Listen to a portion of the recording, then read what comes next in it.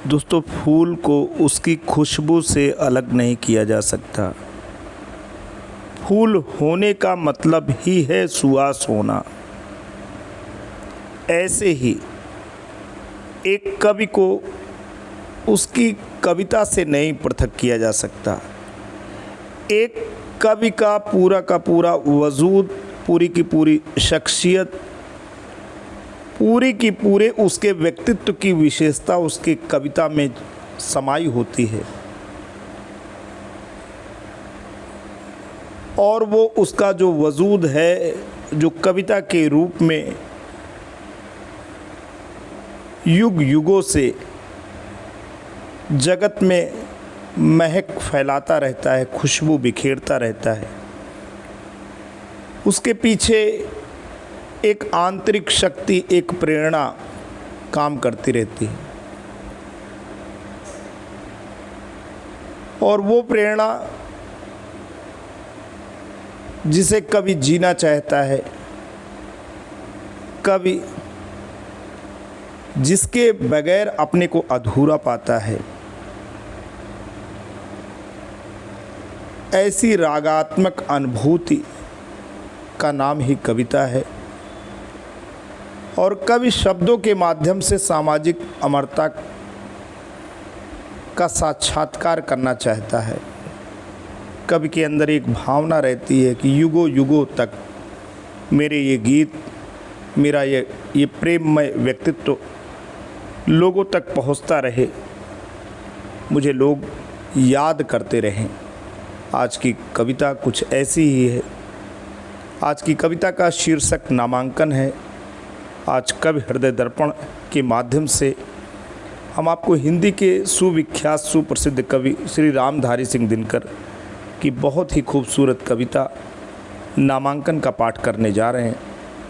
तो दोस्तों, बहुत ही छोटी कविता है, भाव बड़े ही गहन हैं, आपको कहीं नहीं जाने हैं।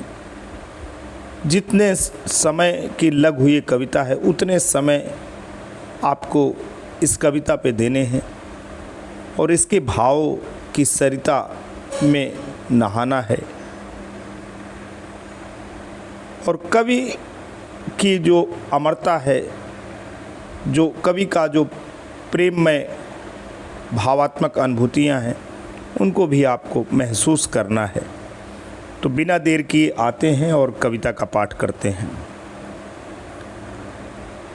सिंधु तट की बालुका पर जब लिखा मैंने तुम्हारा नाम, सिंधु तट की बालुका पे जब लिखा मैंने तुम्हारा नाम, याद है तुम हंस पड़ी थी, क्या तमाशा है। लिख रहे हो इस तरह तन्मय कि जैसे लिख रहे हो शिला पर, मानती हूँ यह मधुर अंकन अमरता पा सकेगा। वायु की क्या बात, इसको सिंधु भी ना मिटा सकेगा। और तब से नाम मैंने है लिखा ऐसे, और तब से नाम मैंने है लिखा ऐसे कि सचमुच सिंधु की लहरें न उसको पाएंगी। फूल में सौरभ तुम्हारा नाम मेरे गीत में है, विश्व में यह गीत फैलेगा। अजन्मी पीढ़ियाँ सुख से तुम्हारे नाम को दोहराएंगी।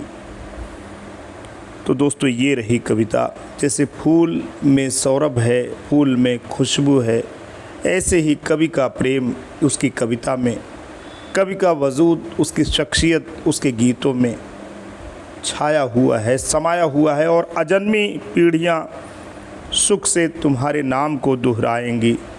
जो भी कविता को गाएगा, गुनगुनाएगा, कविता का पाठ करेगा, कवि के करीब जाएगा, कवि के प्रेममय भाव को महसूस कर पाएगा।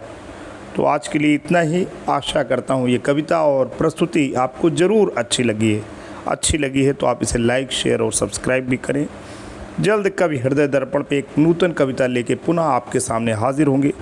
तब तक के लिए जय हिंद, वंदे मातरम।